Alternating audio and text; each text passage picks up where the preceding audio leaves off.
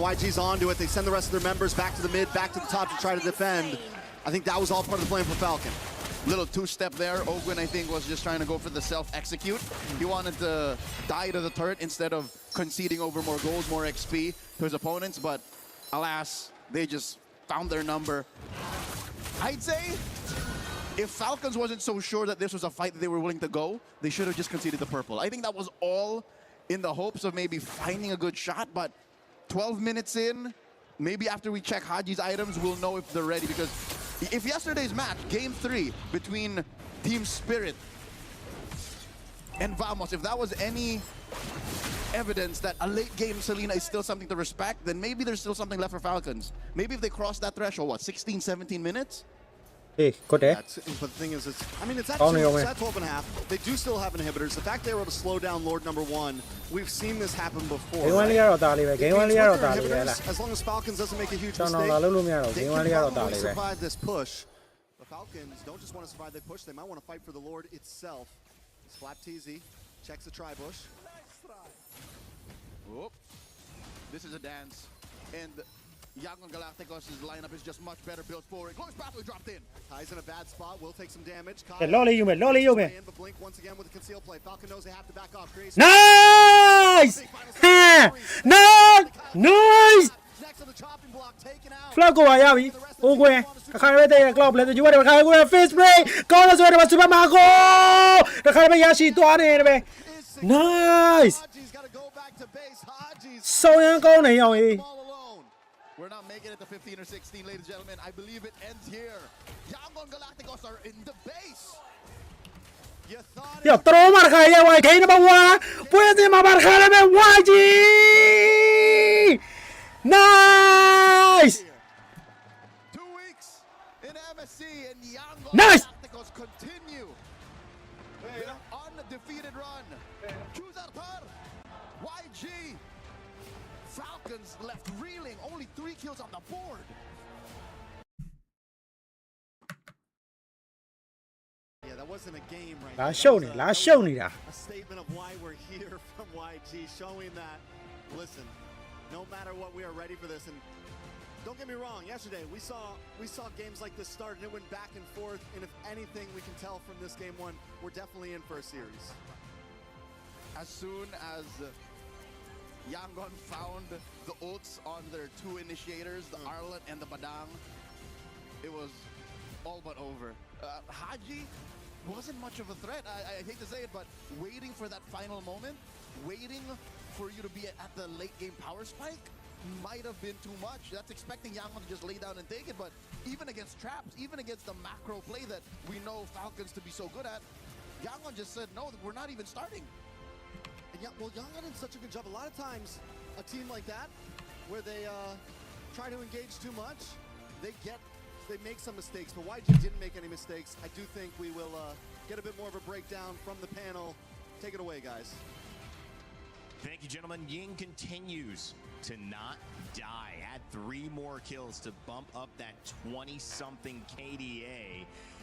As Yangon Galacticos prove yet again, it is not an underdog story. They are now by far the favorites. They are undefeated. They remain undefeated. It's an uphill battle for Team Falcons Philippines. But we saw it yesterday where these early games went the way of Aurora Gaming, and Onyx found a way to bounce back by extending those matchups. So what can the draft tell us? Lots of breakdown in Game 1. Rain Day here with Brig and Renmar. Brigitte, what did you see there? I know that was tough for our Philippine fans, but it was great for the Myanmar fan base, especially at that watch party we saw. Yeah, I mean, I agree with you. Honestly, there are times you could definitely expect comebacks, but in that scenario for Falcons specifically, the fact that they had to play with a Selena from behind, which I think one of the trickiest heroes to play from behind with, on top of the fact that it took a while for Super Marco to really scale up. I think that was already 10 to 11 minutes, and he still had to he still had yet to pick up the Holy Crystal. So there were really very little ways for Falcons to fight back.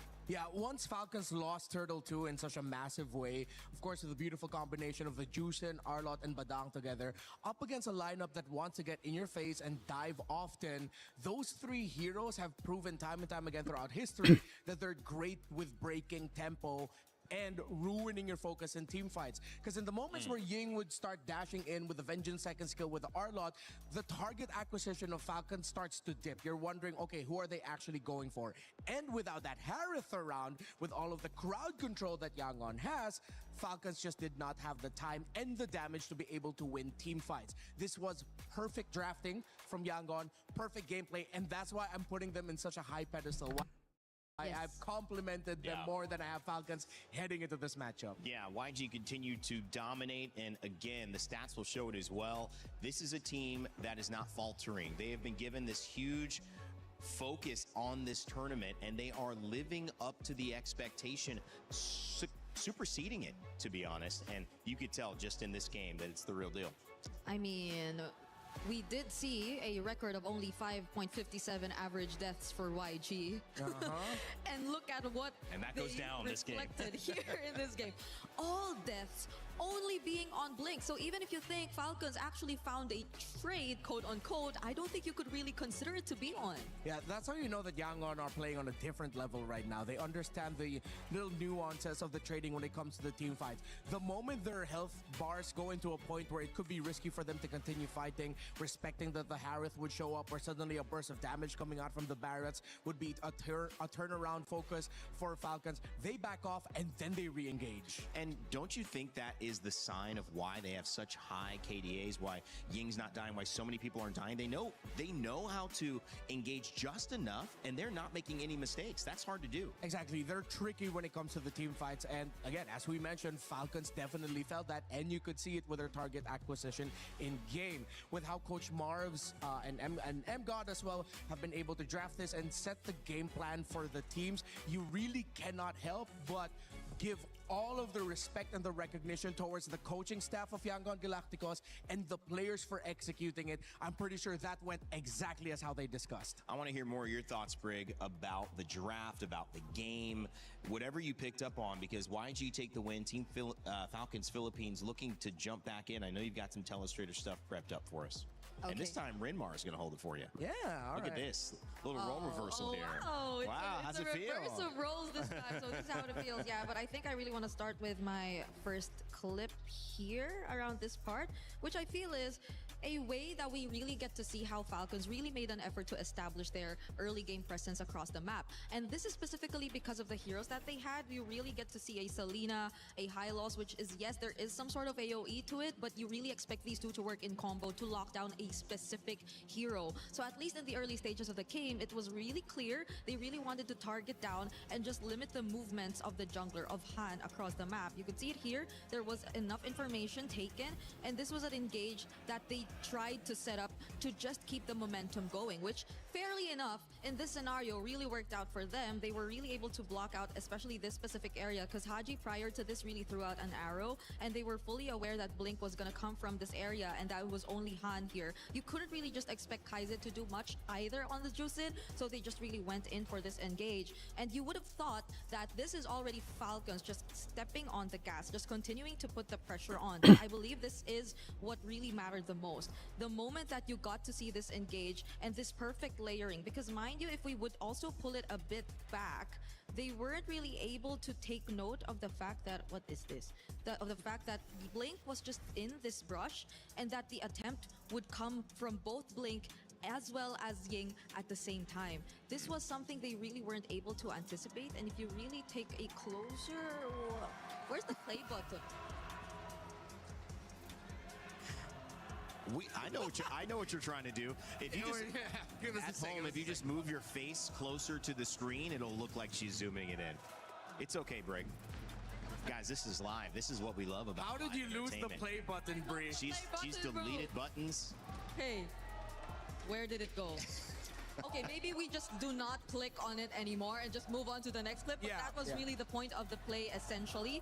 If you look at the third clip, this was also something that was highlighted by our talents. It was firstly from the rotation up top, but this is a sequence of events that just reflected that same idea. YG were just playing with that ube quote-unquote similar strategy of them just constantly grouping up and taking advantage of their team fight prowess against a lineup of Falcons who initially really just wanted to go for specific heroes but already failed in the beginning. So there was just very little room for Falcons to find a way back, because even if you, let's say, lay down the glorious pathway, which is I think something that will also pull up here in this last clip.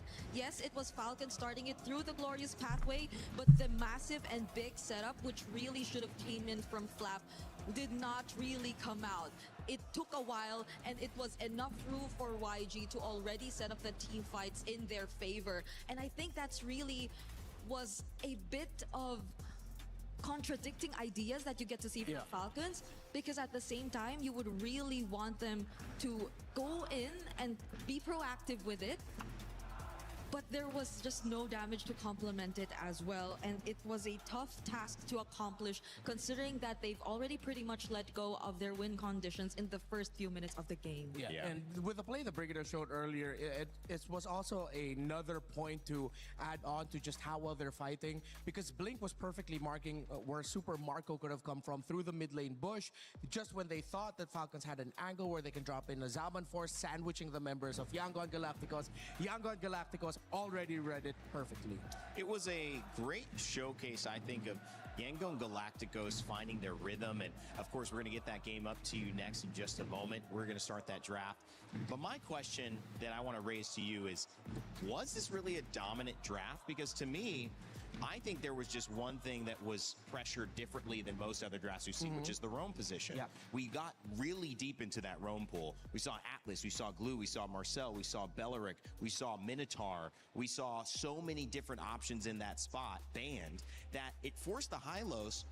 Good pick in general, but against the Badang, the Arlet, the Harara, the Zushin, it just didn't do enough. It wasn't enough peel. Yeah, Yangon Galacticos knew exactly what they were doing. They picked the R-Lot in blue 2-3.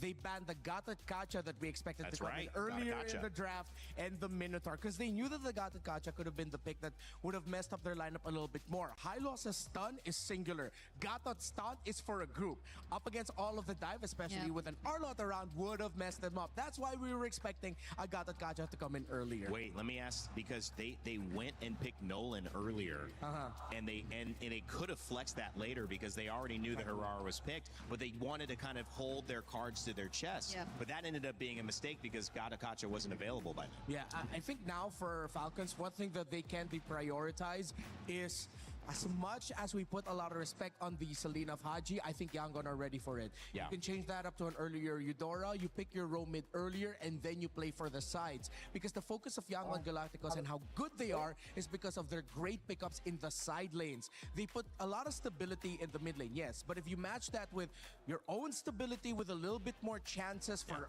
area of effect crowd control, which the Eudora can also bring out if you change up her combo a little bit, then it gets a little bit better for Falcon. So I think that's where they need to start looking at. Yeah, because imagine they already had like a point click stun in the high loss, but even then they couldn't deal with Blink. Right. Blink just was constantly able to find the setups that he wanted, because it's not like he was after Ogwin or anything. Right. He was always getting past Ogwin, and that proved to be a problem too for Team Falcons here in this game. Yeah. I mean, it's just a character issue, I think, at that point. Yeah. I mean, Hylos just can't do it. Belleric can. Exactly. And I think I want to double down on something that we've said a lot in the past. When one of the casters can predict a good amount of the draft, we were able to go 4 out of 5 for the Falcons draft. Then that means That means they're definitely predicting it. Yeah, exactly. And it really felt that way. Yangon, I know I've already given them a lot of flowers